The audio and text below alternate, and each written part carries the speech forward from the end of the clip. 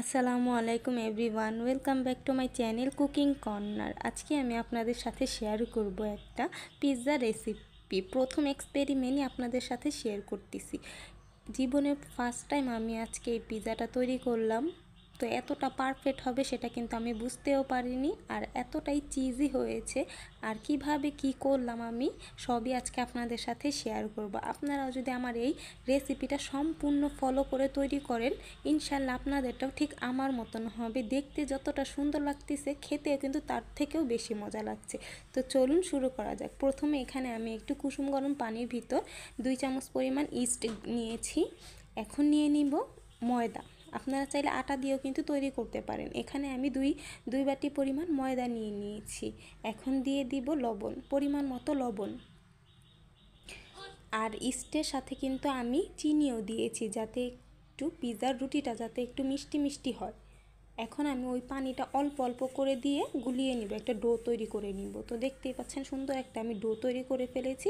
এটা যেহেতু হাত দা বেলা যায়, এরকম একটা ডো হবে। তো আপনারা কিন্তু দেখতেই পাচ্ছেন আধা ঘন্টা আমি রেস্টে রেখে দিয়েছি। এখন এখানে নিয়েছি কিছু অল্প পরিমাণে চিকেন। যেহেতু এটা আমি প্রথম তৈরি করতেছি, আমি ততটাও বুঝতে পারিনি এটা ভালো হবে নাকি, তার জন্য আমি প্রথমে অল্প কিছু দিয়ে এক্সপেরিমেন্ট করলাম। তো এটার ভিতর লবণ, হলুদ, মরিচ, আর এখন দিয়ে দিচ্ছি গোলমরিচ, আর এখানে দিয়ে দেবো একটু ধনিয়া গুঁড়ো। তো সবগুলো একসাথে দিয়ে একটু ভালোভাবে মাখিয়ে নিব।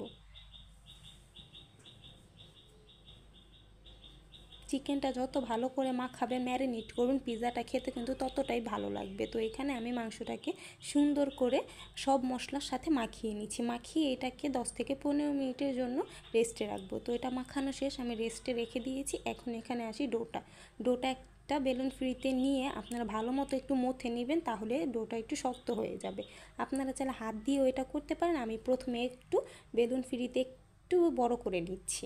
তো আপনারা কিন্তু দেখতেই পাচ্ছেন এরকম বড় করে। তারপর একটা আপনারা চাইলে পিৎজা বানানোর যেইগুলো থাকে সেটার ভিতরেও বসাতে পারেন। আমি যেহেতু সবসময় পিৎজা বানাই না, আমার কাছে ছিল না, এই একটা স্টিলের একটা প্লেট ছিল, সেটার ভিতরে আমি সুন্দর করে বসিয়ে তারপরে হাত দিয়ে ওই চারপাশে গলিটা করে দিয়েছি। এখন একটা কাঁটা চামচের সাহায্যে এটাকে একটু ছিদ্র করে নিব, যাতে রুটিটা নিচ থেকে ফুলে না ওঠে। রুটিটা চারপাশে ফুলবে, বাট নিচ থেকে যেহেতু ফুলে না ওঠে, তার জন্য একটু আমি ভালোভাবে এটাকে কেচে নিচ্ছি। এখন দিয়ে দিব টমেটো সস। আপনারা চাইলে পিৎজা সসটাও দিতে পারেন, আমার হাতের কাছে ছিল না, তাই এখানে আমি টমেটো সস দিয়ে তৈরি করেছি। টমেটো সস দিয়ে খেতেও কিন্তু অনেক মজা লাগে। আর সসটা একটু পরিমাণে বেশি দিবেন, তাহলে খেতে ভালো লাগবে। আর সব জায়গায় পারফেক্টভাবে লাগিয়ে দিবেন। আর উপরে এই চারপাশেও কিন্তু লাগিয়ে দিবেন, তাহলে কালারটা অনেক সুন্দর আসবে।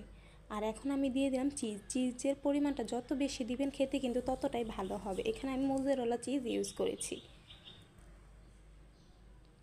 প্রথমে এখানে আমি সবগুলো চিজ দেওয়া আমার সম্পূর্ণ শেষ। এখন দিয়ে দেবো একটা ছোট ছোট করে যে মাংসগুলো আমি ম্যারিনেট করে ভেজে রেখেছিলাম, বাট ভাজাটা আমি মিস করে গিয়েছি, আপনাদের দেখাতে পারিনি।